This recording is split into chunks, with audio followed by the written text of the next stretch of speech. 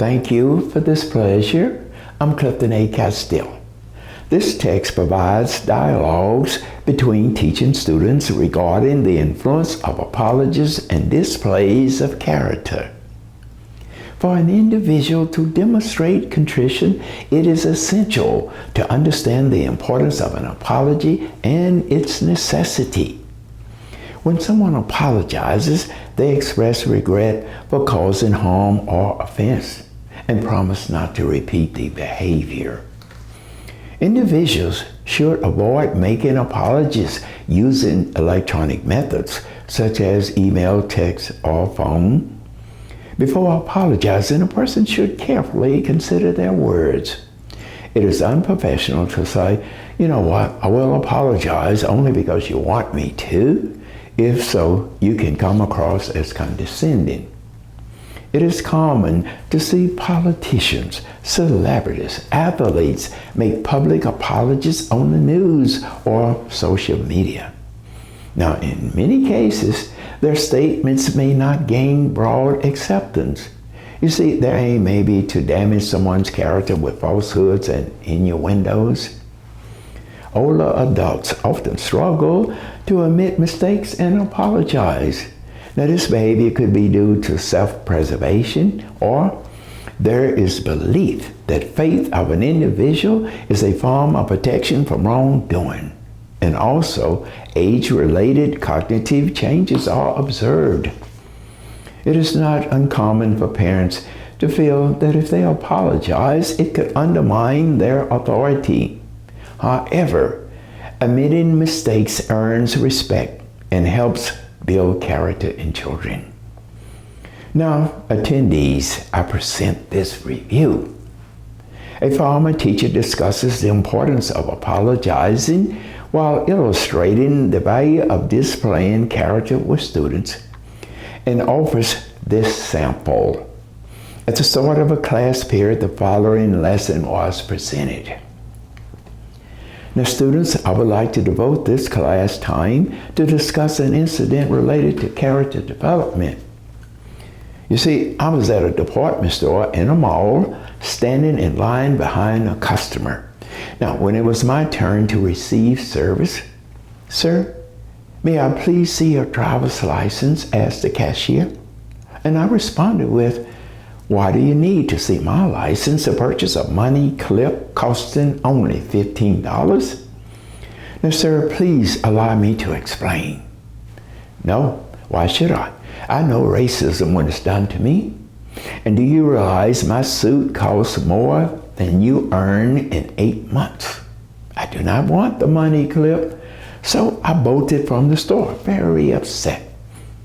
Now, students, I would like to know your thoughts on my behavior in a brief written essay. Now, listen, there's no correct or incorrect thesis here. Just consider your actions, including whether there was justification for addressing the cashier in that manner, or if an alternative approach might have been appropriate. Now,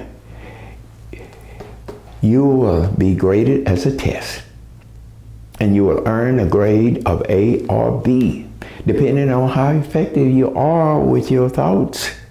Your papers are due in 2 days. And remember, this is going to be graded as a test. Now, 2 days later, I recognized my academic success and strong character in the classroom. Now, I requested a student to gather the narratives, yet I had no idea about their thoughts. And someone stated, "Now, Mr. Castile, may I please ask you something? If I remember correctly, you discussed a situation on anger. I don't remember it all, but I think it's normal to be angry with someone. Now, would you tell us what you stated?" Glad you are reminding the class and me on anger. Now, here's what I said. It is important for individuals to first assess whether their anger is justified and then know the best method to express their perspectives. To do so, a person must have character. Now, this is a retake on Aristotle's thought on anger. But With respect, sir, do you believe you expressed character with the cashier? Anyone else would like to chime in? Okay, thank you. And no, I did not. So, what can we conclude about people showing character? Well, here's what I think. People often hide their true character when upset, as we have done towards each other. Now, a few students believe I have every right to chew the cashier out. After all, the person appears racist. Now, students, we will review the entire incident with the cashier and me. But first, I want to take you to a place a few miles from my home. My consciousness garnered my attention. My friend, now why are you venting your frustration on this older individual? Are you still upset with having to undergo prostate surgery? Now, this individual is not responsible. And listen, my friend, having character means listening before gathering your thoughts and speaking. Now, you could have asked the cashier to explain why you need to present an ID. Now, would you want this individual to mistreat you for something you have no control over? Now, students, I'm going to include my soliloquy here. Okay, consciousness, I will return to the store and do what is necessary. Now, when I returned, the lady cashier was folding clothes near the register she attends. And I politely introduced myself and asked for her name. And I then stated, Miss Name, I request your permission to apologize. Mr. Castillo, why ask permission to apologize? Why not just apologize and leave, sir? Anybody care to answer the question? Okay, I will share my opinion. Now, it's possible that someone who you severely offend may not be prepared to accept your apology or may doubt its sincerity. An individual may not accept your expression of contrition due to their own circumstances. Mr. Castillo, what would you have done if the cashier would have said, I do not want to hear what you have to say. I don't want you to apologize to me. Okay. Oh, I could have softly stated, I understand and thank you. And I would try to follow up later with my apology. I have a question, sir. What if someone misinterprets what you said or did? Why ask to be forgiven? Oh boy, that situation can be challenging to one's character. Let's see. Oh, how about this? If a close friend perceives that you have intentionally caused them harm and there is no expression of remorse, the friendship may end. And you could say this, please permit me to apologize for offending you. It was never my intention. And I hope we can remain friends. But do not say, I'll apologize if I offended you. Now, if the person says, I am not ready for you to apologize, I'm just not ready to forgive you. Well, you may ask, please let me know when. You see, I want us to remain friends and to show your gratitude when they accept your apology. You may treat them to a 6-pack of cold beer or take them out bar hopping for a few drinks. No. I know you know I'm kidding here. You could take them to a fast food eatery. But let me clarify what it means to extend a contrition. And I am not referring to minor incidents such as accidentally spilling something on someone or being involved in a minor vehicular accident where offering an apology would generally be sufficient. I'm sorry, something like that. Rather, when an individual's actions or words can negatively impact someone's life. Now, let's go back to the cashier. Now, she appeared confused when I asked if she would grant me permission to apologize. Well, after being given the green light to be contrite, I did not fabricate any excuses regarding my lack of character. Most importantly, though, I extended my apology with what I consider the most gracious words of contrition. I was wrong. Mr. Castile, what is so important about saying I was wrong? Thank you. I'm glad for that thought. Well, consider this. The phrase "I was wrong" signifies that one acknowledges that previous statements or actions were incorrect without offering any justifications. And it's wise to believe that you are less likely to commit this offense. You see, our consciousness dislikes admitting I was wrong. And without those words, the recipient might interpret your actions or statements as intentional rather than a sincere apology. You know, people often give contritions for self-invested reasons. You know, I think I should be remorseful to protect my career.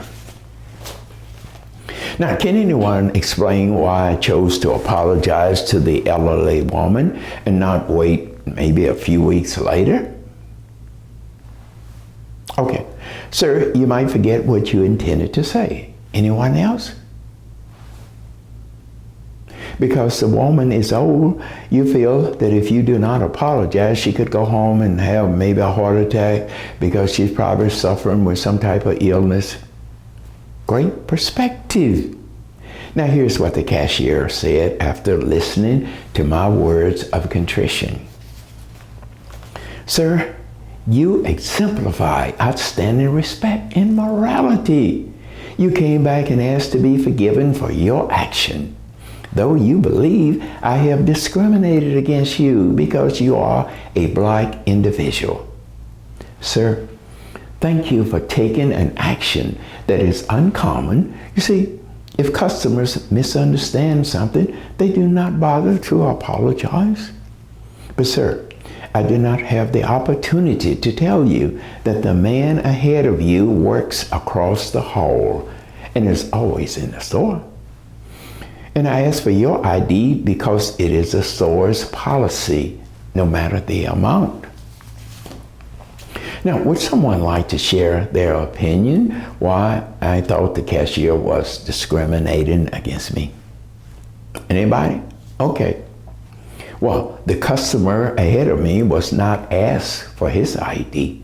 So I just assumed discrimination was behind the cashier's behavior because the customer is a white shopper. Now, the cashier and I hugged, and it was an emotional and telling moment, but no one applauded. And you may say, well, why is that so important? Well, they had stared at me when I exhibit a lack of character. And I mentioned that I am a high school teacher. And she responded, I am sure, sir, that you are very outstanding. You're a great teacher, I just know it. And I responded with, I'm not sure about that. At least they don't respect me all the time. Can someone explain why the woman arrived at her assumption? Okay. If you consider apologizing for something that is not fully understood, well, you will offer an apology to us. Yeah, good. Yes, it is important for me to provide sincere apologies when appropriate. Now, it can't happen all the time. And to accept apologies from my students, you all. And the woman is so observant and wonderful. Listen, students. Sir, you are well dressed and very handsome. Of course, each of you would agree, right? And no laughing, students. Don't forget, you have remaining tests to take, and I'll remember those who are laughing. Now, class, thank you for your contributions. We have learned lessons on being respectful and the proper way to display our character. Now, students, next week, you will be given your usual 9 weeks teacher survey to evaluate me. And I have included a section this time for your opinion. And please be candid so I can be a more effective teacher. Now, to all the attendees, I share this moment. I was overwhelmed with expressions of appreciation when students stood up and performed Wind Beneath My Wings. Oh boy, which prompted a notable reaction. I express emotions to this day. And I knew I was more revered than as a classroom teacher. And I'll end our presentation with this key point. While focused on preparing students for their careers, there are additional responsibilities that should be considered by teachers. Promote responsible citizenship, understand the value of empathy, find purpose in life, love yourself, and you'll respect others. Expect and accept failures, and suffering will come no matter what you do, but deal with it with dignity. And most of all, teachers must encourage students when they become adults, never, never, never to leave home without clean underwear. It affects thinking. Now, as for me, it was my desire to always appear dressed in a suit and tie. However, I simply recommend that teachers dress appropriately to show respect to their students. Secondary schools should instruct students in the benefits of developing and living with character. Maintaining connections with my former students through social media is gratifying, and it demonstrates the ongoing impact of my work and enduring professional relationships. Now, if this presentation is useful, please subscribe for future presentations and contact me through my internet website. You can garner my email there. I'd like to hear from you. Oh boy, this has been wonderful for me. I hope you have enjoyed it also. Thank you.